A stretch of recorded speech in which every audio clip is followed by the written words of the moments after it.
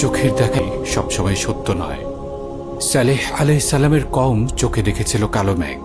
তারা ভেবেছিল এই মেঘ তাদের জন্য স্বস্তির বৃষ্টি নিয়ে আসবে, কিন্তু সেই মেঘের আড়ালেই লুকিয়েছিল এই কওমের ধ্বংস। নমরুদ আর তার বাহিনী আল্লাহর সাথে যুদ্ধ ঘোষণা করে আকাশে তীর নিক্ষেপ করছিল। সেই তীরগুলো আল্লাহর হুকুমে রক্তাক্ত হয়ে ফিরে আসছিল। নমরুদের চোখের দেখা মিথ্যা ছিল।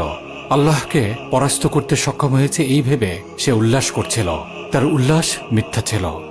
ফিরাউন চোখের দেখায় দেখেছিল সমুদ্র ভাগ হয়ে পথ হয়ে গেছে, যে পথে মুসা আলাইহিস সালাম এবং বিশ্বাসীরা পার হয়ে যাচ্ছে। ফিরাউন উল্লাস করে তাদের পিছু নিল। ফিরাউনের চোখের দেখা ভুল ছিল। ফিরাউনের উল্লাস তাকে তার দলবল সহ পানিতে ডুবিয়ে ধ্বংস করেছিল। ইহুদিরা চোখে দেখেছে তারা ঈসা আলাইহিস সালামকে হত্যা করেছে।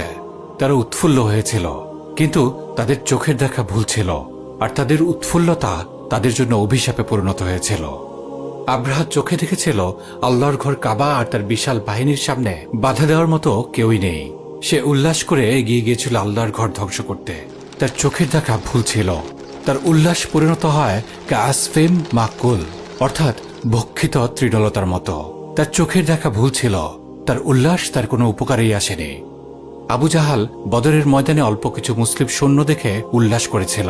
তার চোখের দেখাই সব ছিল না। সে দেখেনি আকাশ থেকে নেমে আসা আলফিন মালাইকা। তার চোখের দেখা ভুল ছিল, আর তার উল্লাস তাকে অন্ধকূপে নিক্ষিপ্ত করেছিল। অতঃপর আজ যারা নিজেদের চোখে কাফেরদের জাকজমক, শান শওকত আর শক্তি ক্ষমতা দেখে উৎফুল্ল হচ্ছে, তাদের বিজ্ঞান, প্রযুক্তি আর উন্নতি দেখে ইসলামকে পাশে সরিয়ে রেখে তাদের আদর্শ গ্রহণ করছে, শীঘ্রই তারা জানতে পারবে তাদের চোখের দেখা ভুল ছিল, আর তাদের এই উল্লাস তাদের কোনো উপকারেই আসবে না। তারা কি জানে না যে ফাইন্নাল্লাহা আদুউল লিল কাফিরিন, নিশ্চয়ই আল্লাহ কাফিরদের শত্রু।